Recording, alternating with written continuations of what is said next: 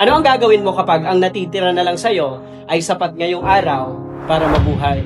Yung literal na panghuling pagkain na, yung anak mo na nagugutom, tapos biglang may kumatok pa at humihingi ng tulong. Merong kwento sa Bible na ganyan ang sitwasyon. Isang balo na hindi masyadong napag-uusapan. Pero ang kwento niya, kayang baguhin ang pananaw mo sa faith, generosity, at miracles. Kaya ngayon, pag-usapan natin. Sa isang lugar na mainit, tuyo ang lupa, puno ng alikabok ang hangin, walang ulan sa buong bayan ng Zarephath. Walang ani, walang kita, walang pagkain. At sa isang maliit na kubo, may isang balo. Hawak niya ang isang maliit na mangkok na may konting harina, konting patak ng langis, enough for the last meal. At habang tinitingnan niya yon, parang bumibigat ang dibdib niya.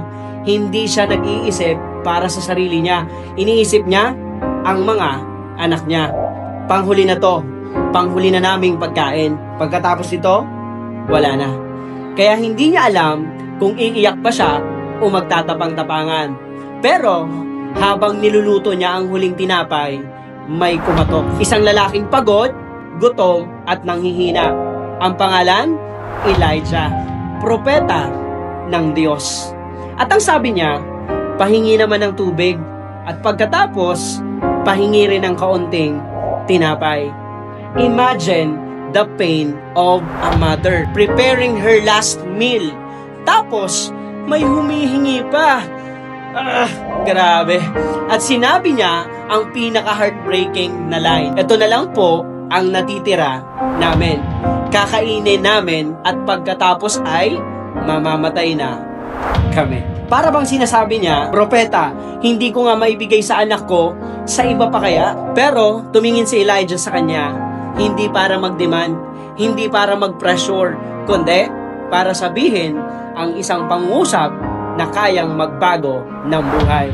At ito ang sabi, huwag kang matakot. Gawin mo lang ang kaya mo.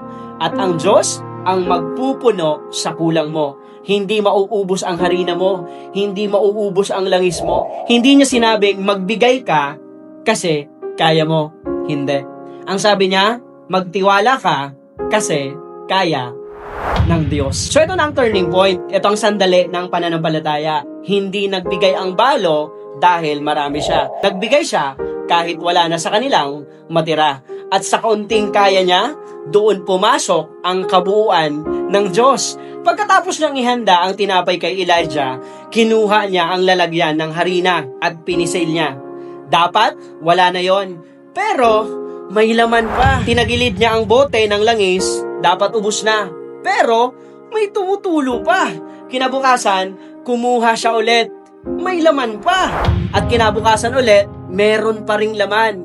Araw-araw, linggo-linggo hanggang matapos ang paggutom.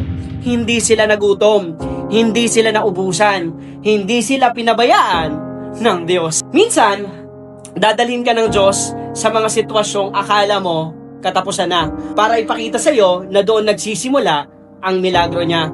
Minsan, yung pinakakunti mong meron, yung huling lakas, huling pag-asa, huling kaya mo, yan pa ang ginagamit ng Diyos para punuin ang kailangan mo. Ang faith, hindi nasusukat sa dami ng meron ka.